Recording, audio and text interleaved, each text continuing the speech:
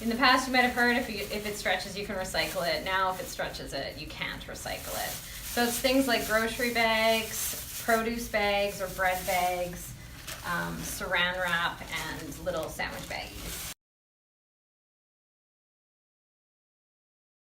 There's no markets for this material anymore. We used to pay to have it recycled. Now we can't even do that. So when we do collect the plastic film, even if we're able to sort it out, we are putting it in the landfill. The second reason is that this type of material actually contaminates other materials, so paper and plastic. And the reason that's suddenly become such a big deal is that China has changed its standards. It used to allow for up to 4 to 5% of contamination in the bales that it bought for paper and plastic, but now it's only 0.5% in many of these items.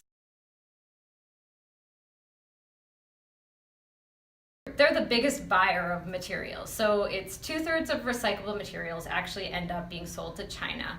And in the meantime, we do look for other markets. There are markets in both Canada, North America, and around the world that buy recyclable materials, but they're much smaller than China. So when China sets their standards at 0.5% contamination, that actually affects all the other markets, and they start having stricter standards, or just not having to accept as much material from different places.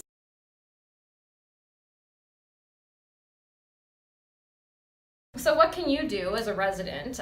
Well, obviously you want to try to avoid this stuff going to landfill as much as we do.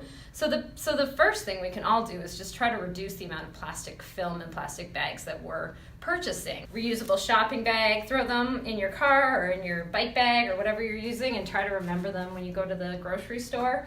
I've recently got some of these little mesh bags so I can put all my produce in them, and they actually work really well for storage of produce as well in your fridge. And of course, containers for leftovers. Pretty simple and easy to use, just have to switch to doing it. I even bring them to coffee shops or restaurants and ask them to give me my leftovers in them.